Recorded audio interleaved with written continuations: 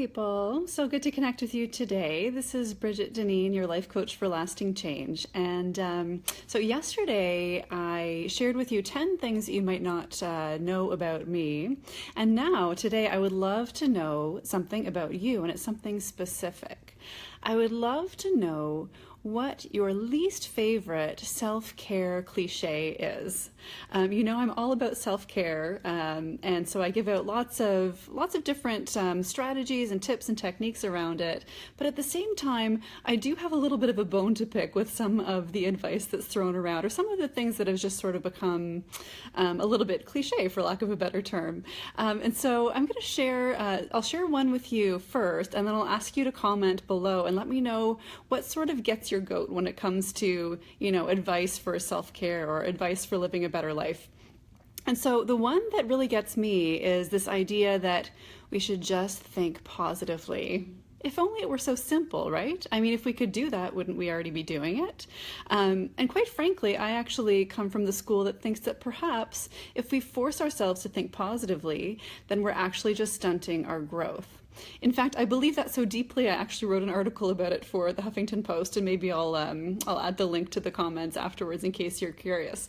So that's the one for me. That's the cliche that sort of rubs me the wrong way.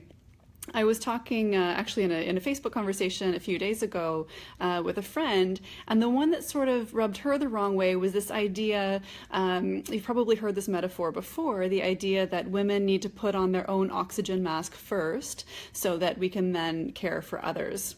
And it really bugged her because it's this idea of, you know, like, who says that the only reason that we're supposed to be worthy of care and self-care specifically is so that we can give to other people. So it sort of misses the mark a little bit sometimes, kind of defining it all within the context of how we are of service to other people, rather than acknowledging our inherent worthiness in and of itself.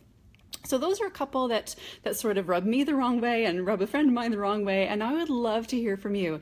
Is there any sort of self-care advice you've heard before, self-help advice you've heard, that kind of makes you scratch your head and say, I don't know, I don't think so? I'd love to hear about it in the comments, so let me know. If you liked this video, I would love it if you would like it by clicking below. And of course, sharing is caring, so if you feel so moved, then I would love it if you would share this video. I would like to hear from everybody in terms of what gets their goat with self-care advice. So the more the merrier. Last but not least, if you do want to stay tuned to all the stuff that I'm putting out, then be sure to follow my page, Bridget Deneen. So give me a comment below, let me know, and we'll talk to you soon. Bye for now.